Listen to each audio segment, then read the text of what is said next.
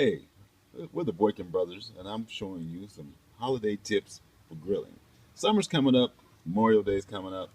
It's an excellent way to get your barbecue off right. But one thing I like to do when I start my fire, I like to use a chimney. It makes it so much easier. Some people use a chimney. Who knows about the chimney? They use paper or they use lighter fluid. I like to use little cubes, the Weber cubes. Love it because all you have to do is just set it and forget it. And this is the package it comes in, so you can have an idea of what to look for if you want to use the cubes. But I swear by this. So now I got my charcoal in my chimney. Light the fire. If you see that, you see the briquette, the little cube. Ta-da! A miracle. Okay, this is what you're looking for. Back to the coals. Nice and white or grayish. That's what you're looking for. You don't want any of the darkness because that means that the coals aren't ready yet.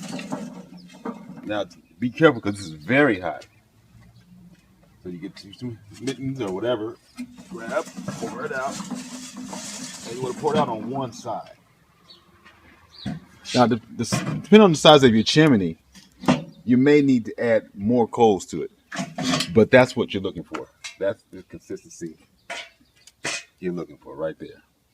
Now, with this, I had to add a little more coals because of the amount of meat that I'm cooking. I want to get the barbecue pit a little more hot. Now, what I have is a hot side and a cold side. And what that means is all your coals on one side. This side is your resting side. Okay. Now, while the coals are getting hot, what I like to do is get the meat prepared. First, I rinse off the ribs, get all the excess blood and whatever. Just get it all off, rinse it off. Then after that, I like to peel off this silver skin, this right here. This makes it tough, chewy, and it is not good to eat. So what I do is grab it from the middle and peel it right off. There we go. Just like that. Now what that does, it exposes all the meat, so everything will be tender, inside and out. So what I'm going to do here, I'm going to teach you how to do a basic rub for your ribs. It's actually a rub that can be used on chicken. It can also be used on beef, fish, whatever you like. Now, most barbecue rubs usually have brown sugar, chili powder, paprika, cumin, sage. I'm using seasoned salt because that's our staple. You can use regular kosher salt if you like, black pepper, and I use garlic powder. If you have onion powder or some other little seasonings you want, you can also throw that in. And one of my things I like to do, I like to throw in a pinch of rosemary there. And I'm just using the dried leaves. This one you can use ground. It doesn't have to be perfect. So I kind of do it. You can do it in equal parts, or you can adjust the seasonings however you like. But I'm going to throw in my brown sugar, 2 tablespoons. I'm going to do 2 tablespoons of the chili powder, 2 tablespoons of the paprika. I'm only going to do 1 tablespoon of the cumin because that's my preference. 1 tablespoon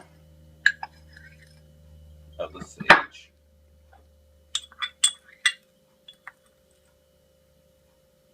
I'm going to do 2 tablespoons of the seasoned salt because I actually have 2 slabs to make. 2 tablespoons of the black pepper and 2 tablespoons of the garlic powder. And all you do is just mix that together. So now, since I already made the barbecue rub, I'm going to lather it all over this nice, delicious pork rib. And be generous. You don't have to be stingy with this. Get it on there. You want to rub it in there.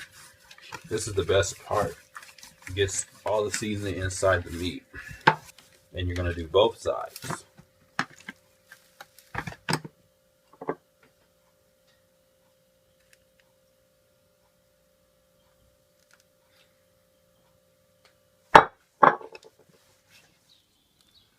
Okay, now we're going to take our ribs and let them sear. Now, earlier in our rub, we put a brown sugar and some honey and all that. With the sugars in it, it can burn quickly, so you got to be careful when you're searing it. We're only going to sear for just a while, just want to get brown. Then we're going to transfer it over to the cool side and let the indirect heat cook it.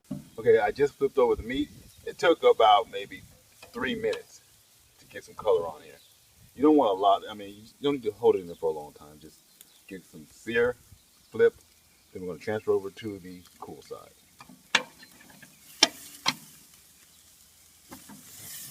See?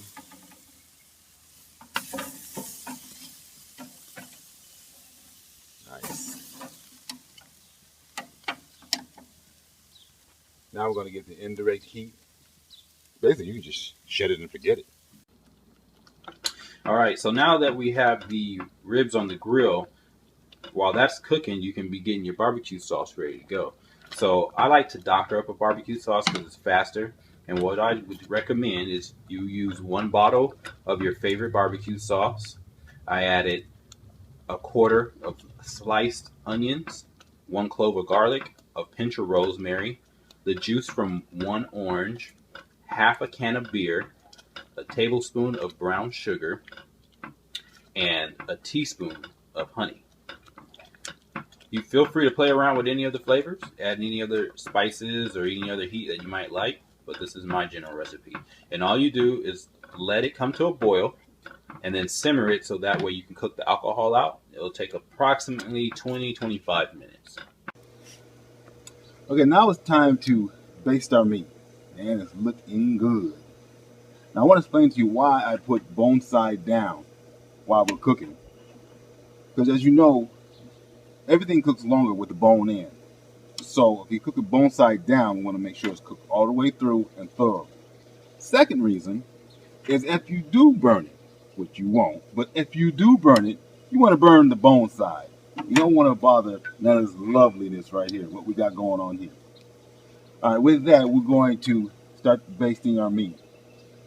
Now I took the leftover seasonings from the marinade that we used earlier, from the rub we used earlier, and I added a cup of water, 2 tablespoons of oil, put it in a saucepan, brought it to a boil, and then now we have this lovely liquid.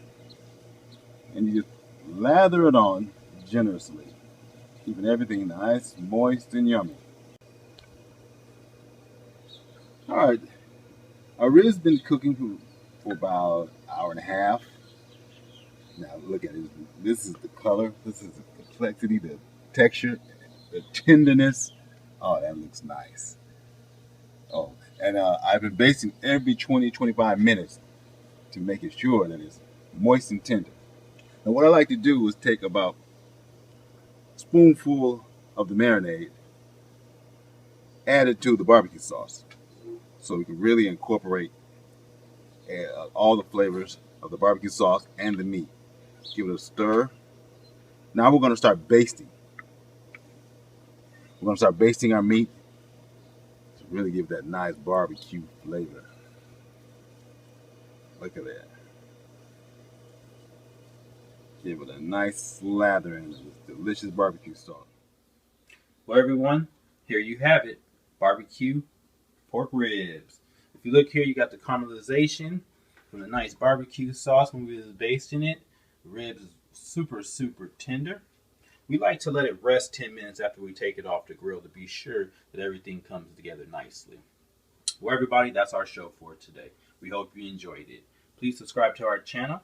You can follow us on Facebook, Twitter, and Instagram. You can also find our blogs and recipes at the Rosa Nelson Culinary Community at rosanelsons.com. And if you have any comments or questions, please email us at boykinbros@gmail.com.